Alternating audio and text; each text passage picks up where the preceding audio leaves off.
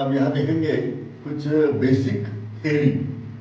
3 inch arch, बाद में parabolic arch, 3 inch arch, parabolic arch और सर्कुलर आर्च। ये तीन की जो बेसिक थ्योरी है वो मैं थोड़ी सी एलेबोरेट करता हूँ ताकि न्यूमेरिकल समझने में आसानी हो।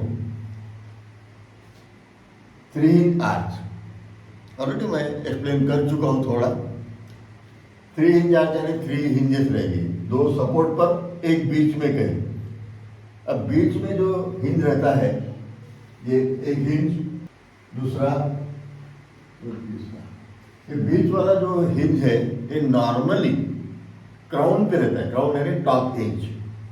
इसका जो टॉप एज रहेगा वहां पर जनरली ये तीसरा हिंज दिया जाता है। सेंटर में नहीं बोल सकते। अब इस केस में यहाँ पे L/2 पे रहेगा सेंटर में, लेकिन आर्च जो है यदि कुछ ऐसे अगर है, ऐसे टाइप का, ओके, तो इसका क्राउन यहां बन गया। ये भी 3 इंच आर्च है, बराबर है। तो ये है क्राउन यानी टॉप एज। ओके, तो अब यहाँ पर ये डिस्टेंस और ये डिस्टेंस दोनों इक्वल नहीं रहेगी। अपने इस केस में ये हॉरिजॉन्टल लाइन है तो ये L/2 पे रहेगा, इसलिए मैंने आपको बताया कि ये क्राउन पे रहेगा। तो इसके मैं थोड़े हाइलाइट्स यहाँ पे जो बता रहा हूँ उसी को नोट करते हैं। 1, सबसे पहले चीज, ये जो स्ट्रक्चर है ये डिटर्मिनेट है। 3 इंच आर्च डिटर्मिनेट स्ट्रक्चर। ये डिटर्मिनेट क्यों है? यहां पर 2 हिंज, यहां पर 2 हिंज है सपोर्ट पर, एक हिंज को 2 रिएक्शन, 2 और 2 4 रिएक्शन होगी। अब ये कोई डिटर्मिनेट तो नहीं है, 4 रिएक्शन, लेकिन एक एडिशनल हिंज दिया है तो वहां से एक रिएक्शन अपने को और एक्स्ट्रा मिलेंगी। तो उस वजह से ये चारों रिएक्शन जो है ये डिटरमाइन कर सकते हैं अपन आसानी से, इसलिए ये स्ट्रक्चर जो है डिटर्मिनेट है एडिशनल हिंज होने की वजह से। अदरवाइज अपना जो भी स्ट्रक्चर देखे डिटर्मिनेट, वहां पे क्या होता है, एक तरफ हिंज, दूसरे तरफ रोलर। हिंज पे 2 रिएक्शन, रोलर पे 1, तो 3 रिएक्शन, 3 इक्विलिब्रियम इक्वेशन, ओके। लेकिन यहाँ पे दोनों जगह हिंज है तो 2 रिएक्शन इधर, 2 रिएक्शन इधर, तो ये 4 रिएक्शन हो गए। अब 4 रिएक्शन इक्विलिब्रियम की इक्वेशन है 3, लेकिन यहाँ पे एक हिंज होने की वजह से एडिशनल इक्वेशन अपन बना सकेंगे। Taking moment about this point, taking moment about this A point, taking moment about B point, ये तो करते हैं समेशन एफ है, समेशन एफ वाई। और एडिशनली यहाँ पे अपन taking moment about C point भी कर सकते हैं, and it is equal to 0, क्योंकि हिंज है, हिंज पे वैल्यू में 0 होती है। Okay, that's why it is determinate. ये एक है। दूसरा, hinge we provide at crown, crown पे दिया जाता है। ये एमसीक्यू में काम नहीं आएंगे। ओके, अब इसमें हिंज है 3, तो अपने को ये पता है कि बेंडिंग मोमेंट जो है हिंज पर 0 होती है। तो इसकी बेंडिंग मोमेंट डायग्राम जब निकालेंगे, ये 3 जगह पर मोमेंट 0 होने की वजह से जो एक्चुअल आर्च है, ये एक्चुअल आर्च बताया मैंने। अब ये लोडिंग लगाने की वजह से यहाँ पर लोड लगाए, ओके, तो इसका जो लीनियर आर्च है, मैं एक एग्जांपल दे रहा हूँ यहाँ पर समझने के लिए। ये है दिया हुआ, ओके। अपन ने जो ग्राफिकल मेथड से एक स्ट्रक्चर बनाया था लीनियर आर्च का, तो उतना वो स्ट्रक्चर बना सकते हैं यहाँ पर। तो यहाँ पर स्ट्रक्चर जो है मैं बना रहा हूँ, ये ऐसे कुछ तो भी बनेगा, ओके। ये लेकिन ये जो है ये यहाँ पर बाद में यहाँ से और कुछ स्ट्रक्चर बनेगा। ये हो गया अपना लीनियर और थ्योरेटिकल आर्च, थ्योरेटिकल, और ये एक्चुअल। इसमें कॉमन क्या चीज है कि 3 ऐसे पॉइंट्स हैं कि जहां पर ये थ्योरेटिकल और एक्चुअल दोनों आज 3 पॉइंट पर मिलेंगे, कॉमन पॉइंट रहेंगे। ये दोनों को 3 पॉइंट ऐसे रहेंगे कि वो कॉमन है। Okay, so here I can write 3 common points for linear या तो फिर और थ्योरेटिकल एंड एक्चुअल। ये भी एक एमसीक्यू बनता है। कौन से कॉमन, कितने कॉमन पॉइंट्स रहेंगे? 3 हिंज पे दोनों आज एक ही जगह पे मिलेंगे, वो कॉमन रहेगा पॉइंट। अब यहां पर रिएक्शंस कैसे निकालेंगे? Taking moment about A point, जैसे ही मोमेंट ए पॉइंट पर यहाँ पर रिएक्शन पहले शो कर देता हूं।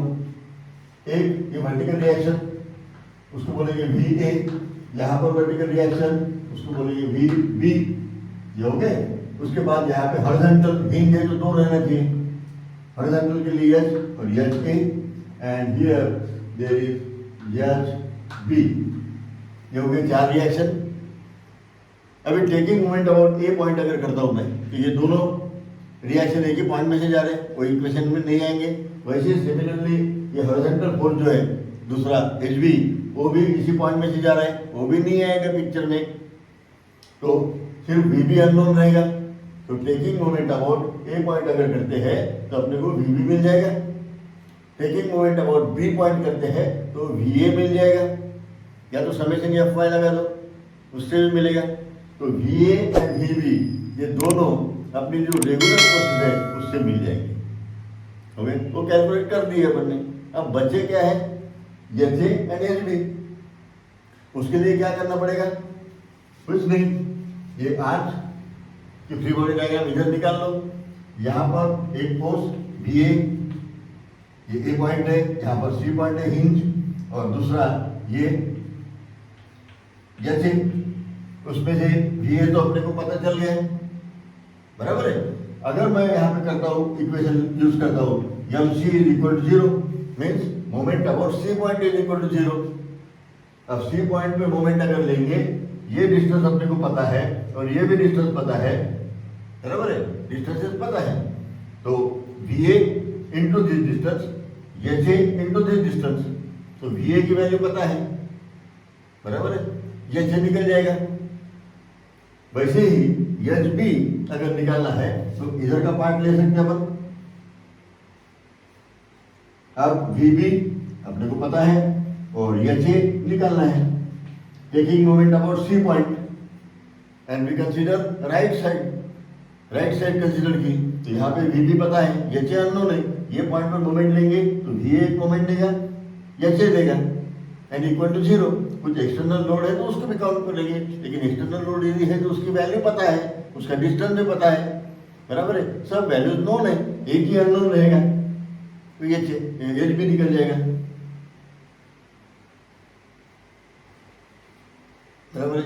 इन this way we can find out H A and H B. Simple equilibrium equations use करना है। 3 हिंज के ही problem maximum MCQ base exam में पूछे गए हैं, उसकी मैं अच्छे से प्रैक्टिस करूंगा तो you will be able to solve any problem MCQ base. Okay, और जो कन्वेंशनल के लिए जो लगने वाला है थोड़ा सा ज़्यादा कैलकुलेशन, तो डिटेल कैलकुलेशन उसके भी न्यूमेरिकल अपन देखेंगे। ये 3 हिंज आज जो है ये बहुत ही कंपेरेटिवली पैराबोलिक का, और ये 2 हिंज जो है उसके कंपेरेटिवली बहुत आसान है, क्योंकि ये डिटर्मिनेट है। सिर्फ equilibrium equation, presence of mind, ये 2 ही चीज़ें यूज करना है बस। कैसे मोमेंट लेना, कैसे डिस्टेंसेस लेना, या डिस्टेंसेस कैसे कैलकुलेट करना ट्रिग्नोमेट्री के सहारे, वो भी मैं अभी बता रहा हूँ। ओके, तो ये बहुत सिंपल है ये चीज। अभी इसी में एक एमसीक्यू बेस या फिर कन्वेंशनल वहाँ पर ये लगने वाला है, नॉर्मल थ्रस्ट। और ये जो मैंने बताया था आपको पहले, इसके पहले के लेक्चर में, नॉर्मल थ्रस्ट, रेडियल शियर। अब ये आज जो है ये लाइन डायग्राम, इसी लाइन डायग्राम को मैं थोड़ा सा यहाँ पे ओरिजिनल आर्च कैसे रहता है वो हिसाब से मैं यहाँ पे बता रहा हूँ। कुछ नहीं कि आर्च ही है और यहाँ पे है हिंज पॉइंट। मैंने यहाँ पर सेक्शन ले लिया, ये कुछ भी यहाँ पर सेक्शन लिया है और उसका ये पार्ट मैंने यहाँ पे थोड़ा सा बड़े साइज में निकाल लिया।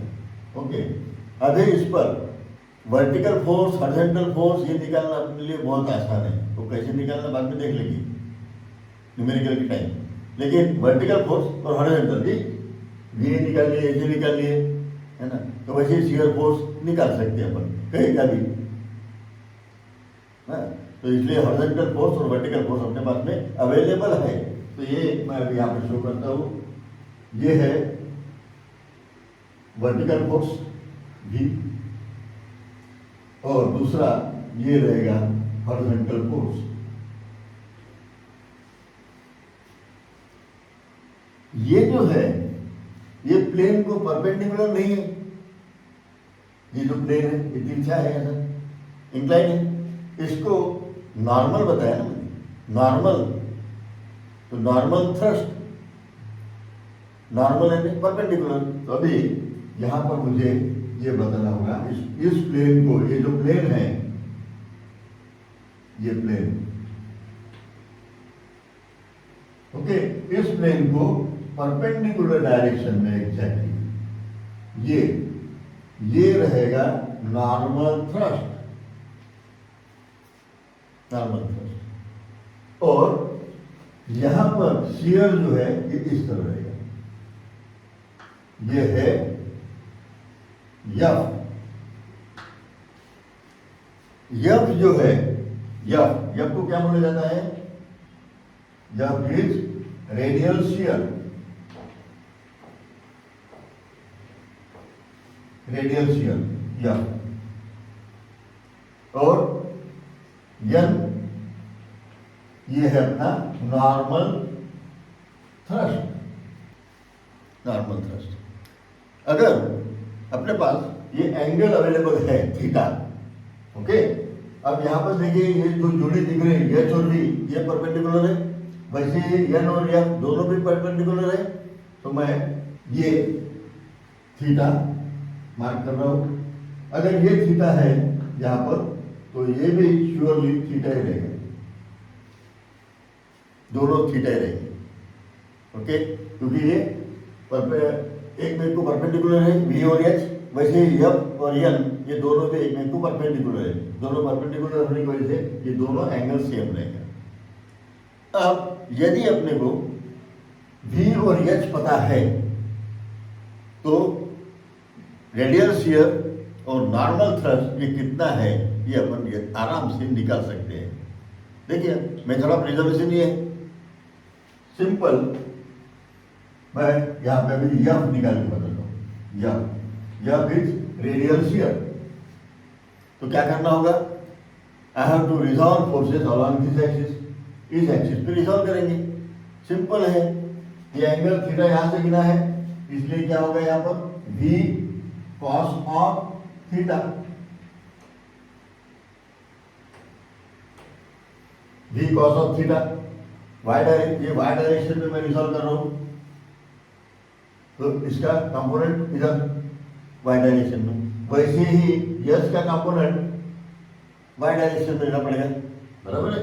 तो ये जो है ये फोर्स, इसका जो कंपोनेंट है ये डाउनवर्ड रहेगा, इसका जो कंपोनेंट है इसको मैं ऐसे यहाँ पे खड़े कर दूं तो इसका कंपोनेंट ऐसे बनेगा, ये फोर्स का, ओके, इसका component.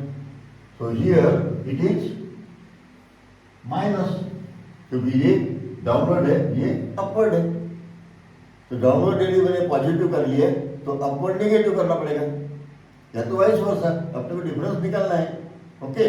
So here it is equal to H, और एंगल कहाँ से गिना है? यहाँ एक्स एक्सिस से, ये यदि एक्स एक्सिस है अपना और ये वाई एक्सिस, एक्स एक्सिस से एंगल गिना है और कंपोनेंट वाई ले रहे तो साइन से मल्टीप्लाई करना पड़ेगा, so therefore here sine theta हो गया, सिंपल इक्वेशन। अगर अपने पास में वी और एच एंड थीटा की वैल्यू पता है तो we can find out radial shear यानी यह। सिमिलरली एन भी निकाल सकेंगे, N is equal to simple equation, N है नॉर्मल। तो एक्स एक्सिस पे रिजॉल्व करेंगे अभी दोनों फोर्सेस। अगर मैं v ले लूं तो v को यहाँ पे गिरा दूं, ये v को, तो एरो इधर आएगा ऐसा, है ना। तो उसको अपन पॉजिटिव अगर लेते हैं तो v को इधर एंगल कहाँ से गिना है, y एक्सिस से, कंपोनेंट ऑफ x ले रहे, therefore it is multiply by sine of theta. ये साइन थीटा हो जाएगा, v का कंपोनेंट x एक्सिस पर हो गया। इंजीनियरिंग मैकेनिक्स बता रहा हूँ मैं, और कुछ भी नहीं। और h को हॉरिजॉन्टल करेंगे, बराबर है। तो here this component will be h cos of theta, क्योंकि एंगल x एक्सिस से गिना और उसी एक्सिस पे कंपोनेंट है। इसको यहाँ लेके जाएंगे तो एरो इधर आएगा, v को x एक्सिस पे रखेंगे तो एरो इधर आएगा, दोनों का एरो सेम रहेगा, therefore we have to add this to. तो ये सिंपल इक्वेशन, इस पे न्यूमेरिकल रहते हैं। तो मैं बाद में और इसको बताऊंगा न्यूमेरिकल छुड़ाते समय। ओके, तो ये यहाँ तक तो ध्यान में आया होगा कि just we have to resolve this h and v along x and along y direction or y axis or x and y axis.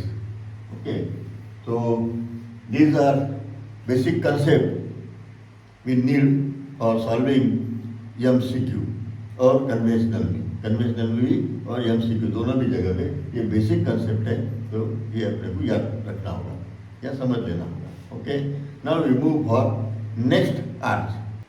अब ये है 3 hinge parabolic arch, 3 hinge parabolic arch, 1 2 3। Equation of parabola दिनो, equation of parabola क्या है, y is equal to K X L minus H. ये parabola का equation है।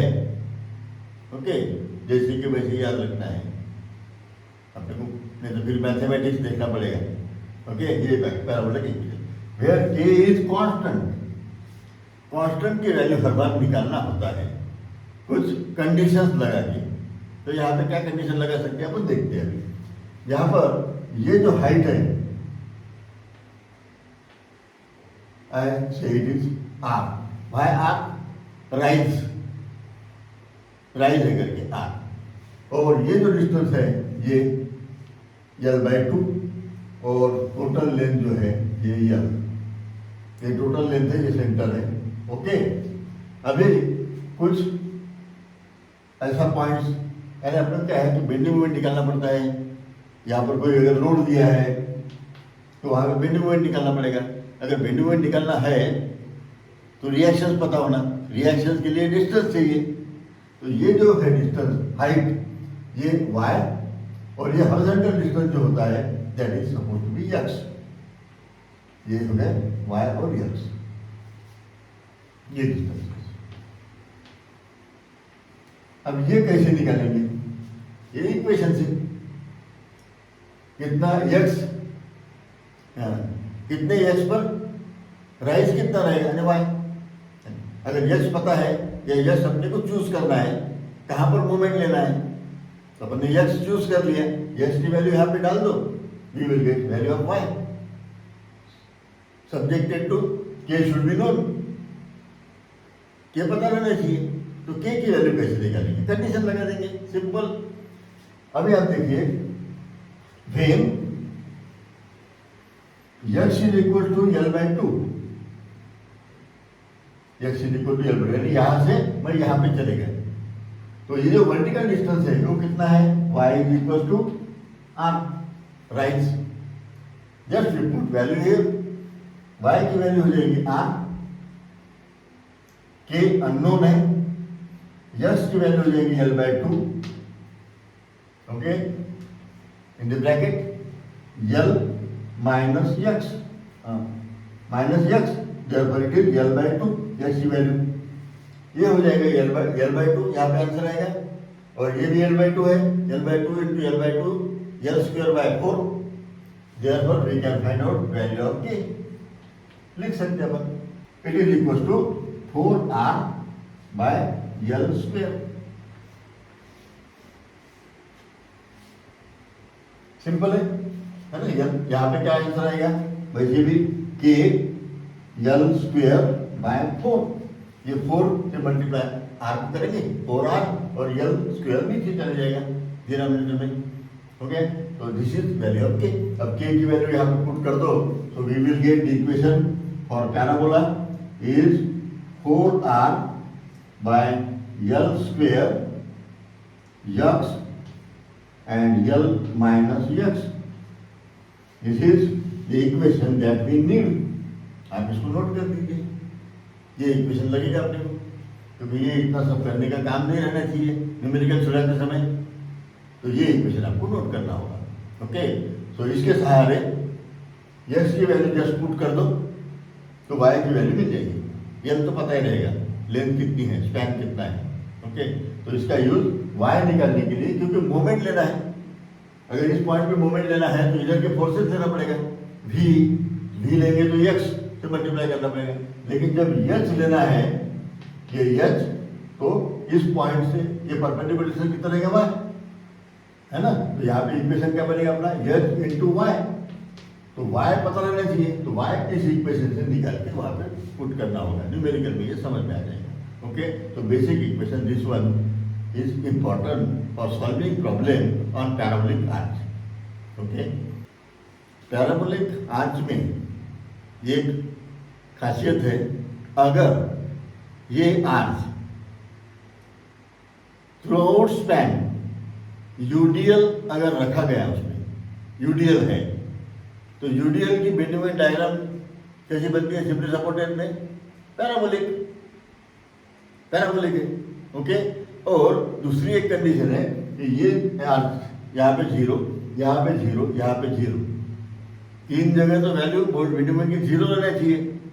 Okay, तो यूडीएल यदि है यहाँ पर थ्रू स्पैन, पूरे स्पैन में ऐसे, तो इसमें खासियत क्या है, लीनियर आर्च या तो थ्योरेटिकल आर्च और ओरिजिनल आर्च, एक्चुअल आर्च, ये दोनों कोइंसाइड हो जाएंगे. ये है, ये original actual arch, this is our actual arch. Okay, अब इसके ऊपर ये 0 0 है तीन जगह पे, और यूडीएल की वजह से डायग्राम बनती है पैराबोलिक. तो पैराबोलिक है तो ये भी पैराबोला ही है, पैराबोलिक ही है, तो ये क्या आ जाएगा अपने को, देखिए ये दोनों लाइन कोइंसाइड हो गई, है ना? तो मेन हाईलाइटेड पॉइंट यहाँ पे, eight UDL, or I can say for UDL, linear arch and actual arch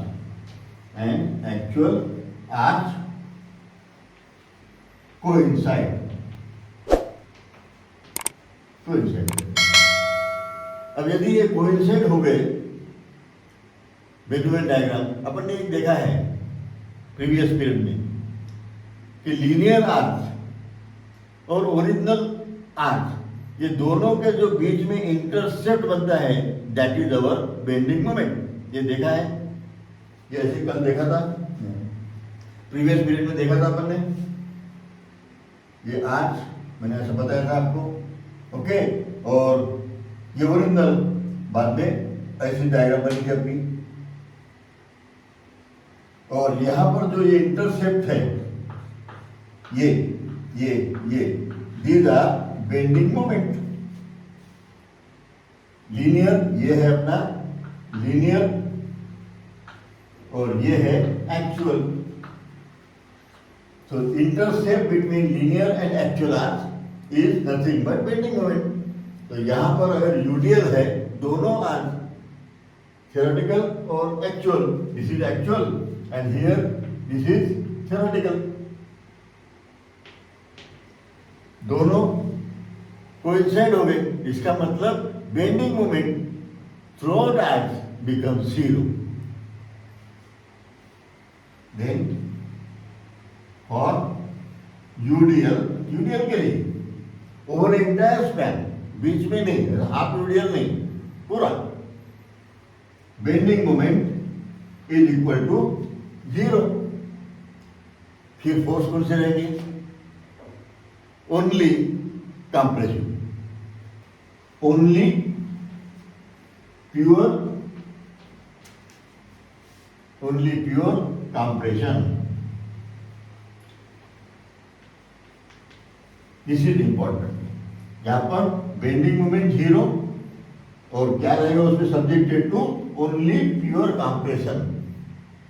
मैंने बताया था आर्च में जो ये थ्रस्ट देखा है नॉर्मल, ये तो कंप्रेशन है, ये कंप्रेस करेगा ना इसको, तो compression. So only there is compressive nature force in the arch when this arch subjected to UDL over entire span.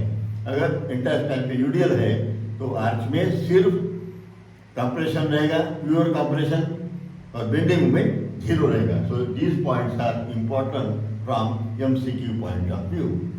Okay, next 3 hinge circular arch. मैं अभी 3 इंच सर्कुलर आर्च निकाल लेता हूं. क्या हो गया? यहाँ पर एक हिंज, दूसरा एक यहाँ पर सेंटर में क्राउन पे, और ये हो गया ये 3 इंच.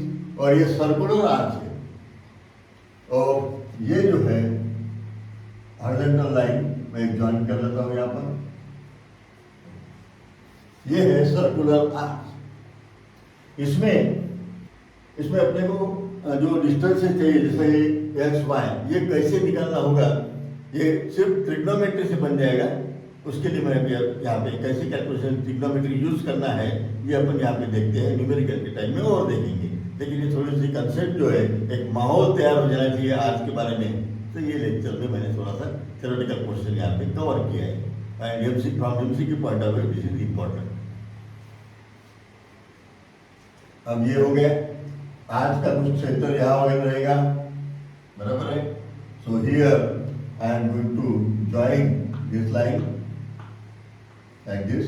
एंड अब ये जो है ओरिजिनल आर्च है दिया हुआ ये. ओके, मैं भी जो इनकम्प्लीट है, यानी ये सर्कुलर है तो सर्कल बनना चाहिए, इसलिए मैं थोड़ा यहाँ पे सर्कल बना लेता हूँ. ये बन गया सर्कल, इसका ये सेंटर. ओके, अब ये सेंटर यदि है तो ये जो है, मैं इसको अगर ज्वाइन करूँगा ये आर्च के हिट पॉइंट से, तो ये बन जाएंगे अपनी रेडियस, बराबर है, रेडियस. और ये जो हाइट है यहां से यहां तक, ये आर. ये आर कहाँ है? आर कितनी है? यहां से यहां तक, राइट. ओके, और ये डिस्टेंस जो है यहां से L/2 वो तो है रहेगा. अभी फिलहाल उसका अपने को काम नहीं है. ये हो गया. अब ये अगर आर है तो ये डिस्टेंस कितना रहेगा? यहां से यहां तक, ये टोटल है 2R, बराबर है. ये यहां से ये कैपिटल आर रेडियस, ये रेडियस रहेगी यहाँ पर, बराबर है. और ये भी रेडियस, तो 2R और माइनस स्मॉल आर हो गया ये.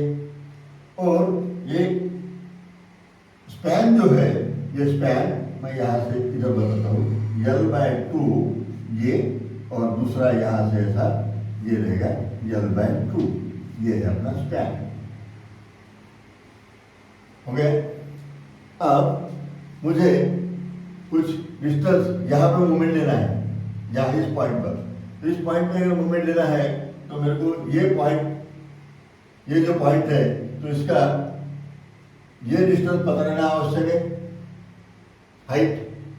बराबर है। अब ये हाइट कहाँ पर, तो ये यहाँ पे मैं इधर बता देता हूँ, ये x और ये y हो गया। ये x है यहाँ पर, ये डिस्टेंस और ये y।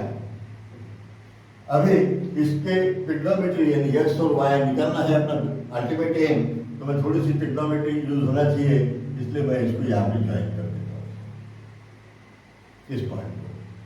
यहाँ पे ज्वाइन करने के बाद मुझे यहाँ पर ये एंगल मिलेगा सपोज टू बी अल्फा, और इधर का जो एंगल है ये पूरा ये theta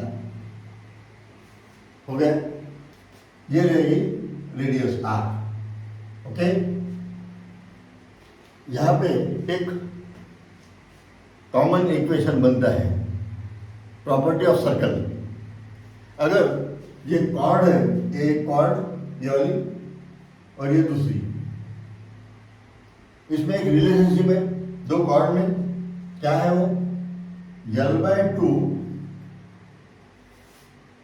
L/2 multiply by L/2, ये डिस्टेंस ये डिस्टेंस, ये दोनों का मल्टीप्लिकेशन इज इक्वल टू ये डिस्टेंस और ये, तो ये r मल्टीप्लाई बाय ये r multiply by this one, and it is 2r minus small r।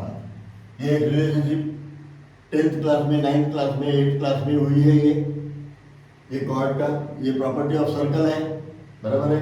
तो ये एक इक्वेशन अपने पास में अवेलेबल बन जाएगा, जहाँ पे कहाँ पे कैसे यूज करना है वो अपन बाद में देखेंगे उसको। ओके, अपने को निकालना है x और y, ये बचे हैं, बराबर है।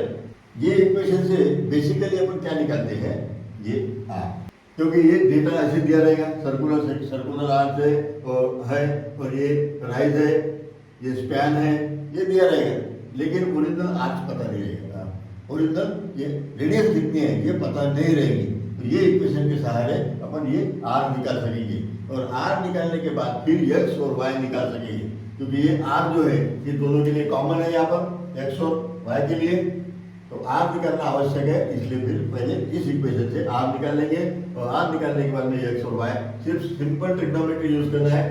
अब ये ट्राइंगल ले लेंगे, ये अगर नाम देना ही है तो मैं यहाँ पे नाम दे सकता हूँ 0AB, बराबर है, 0AB, ये बी पॉइंट। ओके, फिर नाम ऐसे दिया यहाँ पे समझने के लिए। ओके, तो ये ट्राइंगल अपन यूज करेंगे अभी ऐसा। तो x निकालना है, अल्फा पता है, r पता है, तो x निकल जाएगा। We know sine of alpha is equal to sine alpha x divided by r, from which we will get the value of x is equals to r sin of alpha। हो गया, ये x की value मिल गई।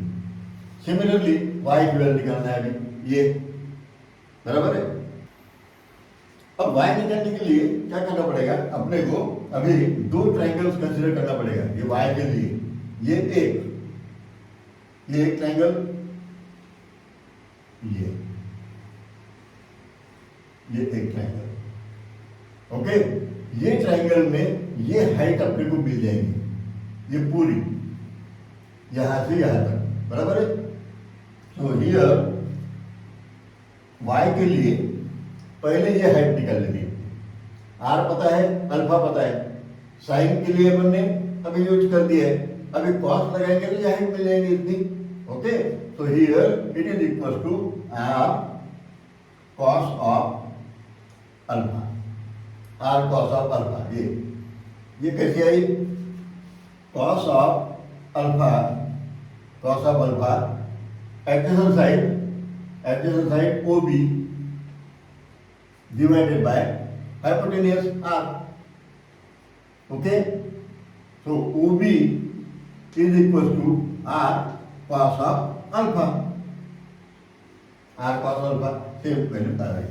अब ये यहां से यहां तक मिल गया अपने को, ये यहां से यहां तक की है, it is r cos of alpha।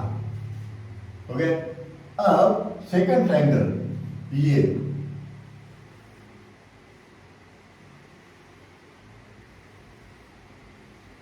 Triangle. अब इस ट्रायंगल से अपने को ये हाइट मिल जाएगी, है ना। तो यहाँ पर ये एंगल पता है थीटा, ये हाइट लेना है। ओके, तो सेम केस ये अगर हाइट लेना है, बराबर है, जैसे ये हाइट ली है अपन ने तो ये इक्वेशन बना। अब ये हाइट लेंगे तो सिर्फ यहाँ पे थीटा की जगह पे अल्फा की जगह यहाँ पे थीटा रहेगा, क्योंकि ये एंगल थीटा है, ये वाला थीटा है ना, तो अपने को ये मिलेगी। तो ये जो टोटल हाइट है इसमें से ये अगर घटा देंगे, है ना, ये अपनी यहाँ तक की। ओके, ये टोटल हाइट का पता चल गई, इसमें से ये हाइट घटा देंगे तो अपने को मिल जाएगा ये y। यहाँ पे ये y है, दिस इज y, ये y और ये भी y। ओके, तो here minus r cos of theta, simple equation